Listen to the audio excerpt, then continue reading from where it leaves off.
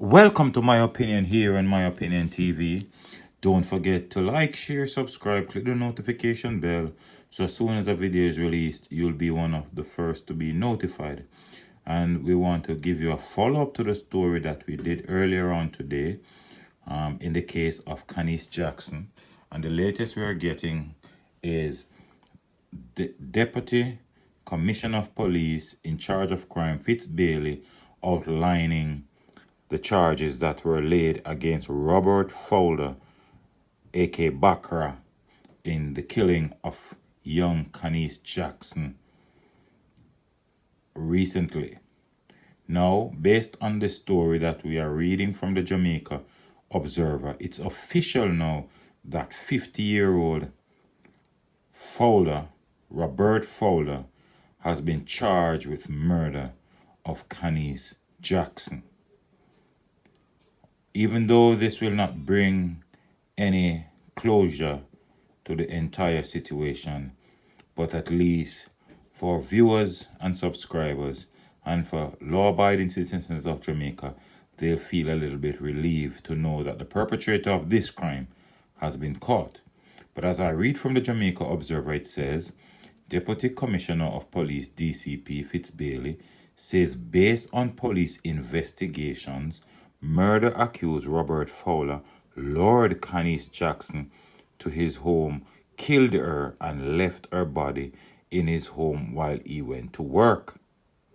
Now, according to Bailey, and these are Bailey's words, we believe based on our investigation that it happened at his house and the body remained there until he returned from work. He disposed of the body in a Nissan Caravan, Bailey said today.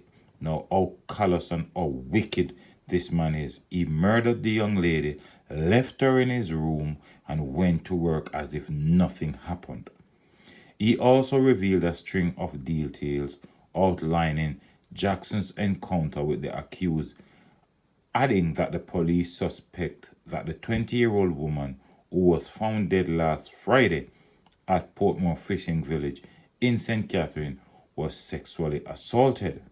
The accused, 50-year-old Robert Fowler, was officially charged with murder today. Now, we're glad that the police have reached this far in this situation, and we hope this man will never ever see the light of day. I think he will rotten in prison based on his age and how perverted and how dangerous this man is. 50-year-old might have been watching young Khanice Jackson from she was teenager. Anyway, let's continue. Bailey said after the post-mortem, it will be determined if Fowler is to face any additional charge. Bailey also noted that there was no intimate relationship between Fowler and Jackson. Well, based on what we hear right now, on the police investigation, there was no intimate relationship between Fowler and Jackson. When the initial report was made, we were told that the person she might have had contact with was Robert Fowler, who took her periodically to work whenever he drives a motor car. I want to clarify based on the investigation that there was no intimate relationship between the two parties.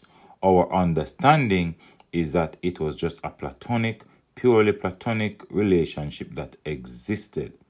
On the morning of her death, our investigation also revealed that Mr. Fowler had actually lured her to his home under the guise that he had forgotten to take a piece of equipment that was relevant to his trade as a mechanic, and that's how we ended up at his home in Portmore. Bailey said investigations revealed that there was an argument between Fowler and Bailey. He noted that Jackson was strangled with a piece of rope, pieces of which were also found at the accused's home. The DCP said Fowler admitted that the victim was strangled. Now, clearly, you could see how this man planned this situation. He knew exactly what he was going to do. So he picked up Jackson. He told her that he left a piece of tool at his home, and then he turned and go home and started a situation with her. Chances are he might have been making some advances to her, and she declined. She decided to put up a resistance, and that was when he decided to take her life. And then, based on the fact that he knew her, it would have been very difficult for him to commit such a crime against her without getting rid of her. Anyway, let's continue. The victim is believed to have been killed between 7 a.m. and 9 a.m. the morning she left for work. He said the police was able to recover a number of physical items, including a handbag, banking card that belonged to Jackson. The DCP also said Fowler took the officers to a number of locations, including a location somewhere in Portmore where he indicated he tried to dispose of the victim. He said that Fowler removed the body from the location and then took the body to the location where it was discovered in the vicinity of Dyke Road. Fowler also took the police to an address in Crossroad where he said certain items of clothing were disposed of. However, the items were not found, and the police theorized that the items were taken away by garbage collectors. He noted that piece of garment was also discovered, and it's very critical to the investigation. Fowler will appear before the court on April 9, where we will answer to the murder charge. And as I've said in numerous videos that I've done on this situation, we hope he doesn't go in front of the court, plead guilty, and then his sentence is reduced.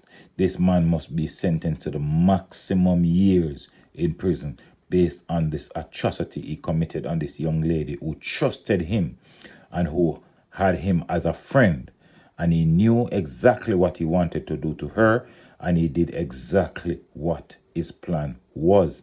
And you could see how he tried to dispose of her. He went to several locations to dispose of her until he eventually decided to dispose of her in the vicinity of the Dyke Road. But as I said before, it's a sad situation, and we hope a lot of thought from these young ladies will secure their lives as it relates to how some things have been taking place. And we hope that, more young ladies will be extremely cautious as it relates to how they go about trusting people, trusting friends, because as I said that, I saw today a few stuff going around. I cannot confirm the authenticity of those things, where they said it was her boyfriend who was warning her against Robert, and she was adamant that it was safer to drive with Robert than to take a taxi. So I have seen some snapshots of some text, and I can see it on other social media where I'll be putting it up on the screen so you can look at it. And it is from like CVM. I don't know. I can't verify to know if these things are true, but I'll show you. It says, "I don't like this Robert person. I don't want you around him. I've said this before." And her response at that time is, "Hun, you need to give me solid reason." No, the other text, right, said, and give me 1 second as I look at it. "How will I know you're safe?"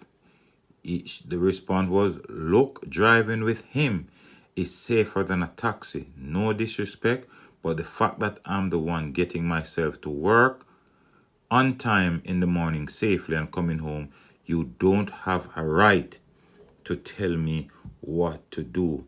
If this young lady only knew what was taking place, I think she would have think about this thing differently. But sometimes as human beings, we put our trust in some persons sometimes, and it is just how things played out. I do not trust Robert. Why don't you understand? I cannot have you around people I don't trust. What if you meet in an accident? I don't trust him. How will I reach you? So those are some of the texts. I'm going to put them on the screen so you can have your say. But don't forget to like, share, subscribe, click the notification bell. So as soon as a video is released, you'll be one of the first to be notified. Until next time, be safe. Look out for the children. Look out for a neighbor. Look out for a loved one. And most of all, keep it locked on My Opinion TV.